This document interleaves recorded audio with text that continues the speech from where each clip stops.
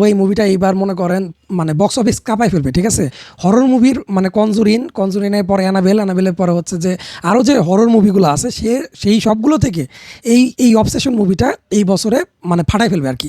মানে হলের মধ্যে এরকম কন্ডিশন ছিল, মানুষজন মানে চিৎকার চেঁচামেচি করে পাগল হয়ে যেতেছিল, ঠিক আছে। কিন্তু এই মুভিতে একটা মজার ব্যাপার হচ্ছে কোনো ভূত নাই, কিছু নাই, ঠিক আছে। কিন্তু এমন কিছু ভয়ের পরিবেশ তারা সৃষ্টি করছে যেগুলো দেখার পর আপনি হঠাৎ করে মনে হবে যে কিরে ভাই কী হইতেছে, ঠিক আছে। মানে মানে মানে ভূত না দেখাও যে ভূতের মুভি করা যায় বা ভয়ের মুভি করানো যায়, এইটা আরেকটা প্রমাণ।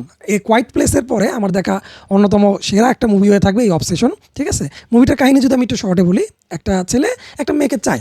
এখন মেয়েটা হচ্ছে খুবই মানে ডিমান্ডিং, মানে থাকে না মানে খুব জেলাস, মানে ধরেন একটা ক্লাসের মধ্যে একটা সুন্দর মেয়ে থাকে আর সবগুলো ছেলে, ঠিক আছে, ওই সবগুলো ছেলে ওই মেয়েকে পাইতে চায়। এখন ওইখানে যে নম্র ভদ্র ছেলেটা থাকে, ওই ছেলেটার ওই মেয়েটাকে পাওয়ার সম্ভাবনা অলমোস্ট 0%। তো ওই ছেলেটা করে কি, সে একটা উইশ করে, একটা উইশ ভাঙে, ওটা একটা মানে সুপার ন্যাচারাল টাইপ একটা উইশ কার্ড থাকে, ওটাও ভাঙে পরে উইশ করে যে এই মেয়েটা যদি আমার ওয়াইফ হইতো, ঠিক আছে, বা আমাকে যদি ওরকম ভালোবাসতো।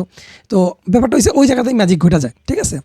মেয়েটা ওকে এত পরিমাণ ভালোবাসা শুরু করে যে বলার বাইরে, ঠিক আছে। এখন ধরেন আপনি ফোনে কথা বলতেছেন আপনার বসের সাথে, এখন মেয়ে এসে বলতেছে এত ফোন দেয় কেন বসের কি আর কোনো খায়া দেয় কাম নাই, বস ছেলে না মেয়ে। আমাকে যারা জিজ্ঞাসা করেন যে ভাই একটা ভূতের মুভি সাজেস্ট করেন তো দেখি, আমি এই মুভিটাকে 100% সাজেস্ট করে দিব ভাই, এটা দেখেন। দেখার পরে আপনার নিচের কদম জোড়া কান দুইটা যাবে, ঠিক আছে।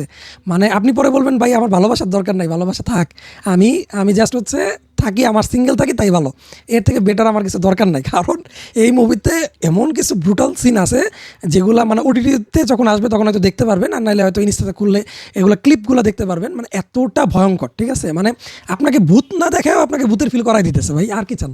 মানে যারা কট্টর ভূতের মুভি দেখতে চায় না তাদের জন্য এই মুভি, যে মানে ভূত না দেখেও ভূতের মুভিতে আপনাকে ভূতের ফিল দেওয়া হবে। আপনি বলবেন যে ভাই ঠিক আছে, আর আমার কোনো কিছু দেখার দরকার নাই।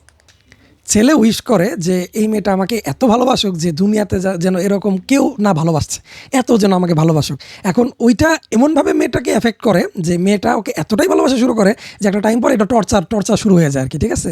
মানে এটাকে বলে ভালোবাসার টর্চার। কিন্তু কতক্ষণ সহ্য করবেন ভাই, কতক্ষণ? মানে আপনি মুভি আধা ঘন্টা দেখার পরে বলবেন যে ভাই মুভিটা বন্ধ করে দিই, আর নিতে পারতেছি না, এইরকম ট্রমাটাইজ হয়ে যাবেন। এবং মুভিটা দেখবেন এবার অনেকগুলা মানে পুরস্কার জিতবে, কারণ এই মুভিতে কোনো হাই সিজিআই নাই, কিচ্ছু নাই, জাস্ট নর্মাল একটা জিনিসটাকে এত সুন্দর করে নায়ক এবং নায়িকা যে পোর্ট্রেট করছে, এটা দেখে আপনার মনে হবে যে ভাই এই যে আদিপুরুষ যে 400-1000 কোটি টাকা দিয়ে বানায়, ওই যে আপনার রামান বানাইতেছে যে 4000 কোটি টাকা দিয়ে দিয়ে রণবীর কাপুরকে দিয়ে, এগুলো শুধু টাকা ওয়েস্টের জন্য, ঠিক আছে। কম বাজেটে যদি অ্যাক্টর অ্যাক্ট্রেস ভালো অভিনয় করে এই ধরনের মুভি বানানো যায়, ঠিক আছে। এটা দেখেন, আর মুভিটা ভার্সের কমেন্ট করে জানাবেন যে ভাই এই মুভিটা আমার কেমন লাগলো, এবং সাবস্ক্রাইব তো মাস্ট, তবে মুভিটা দেখবেন, ঠিক আছে।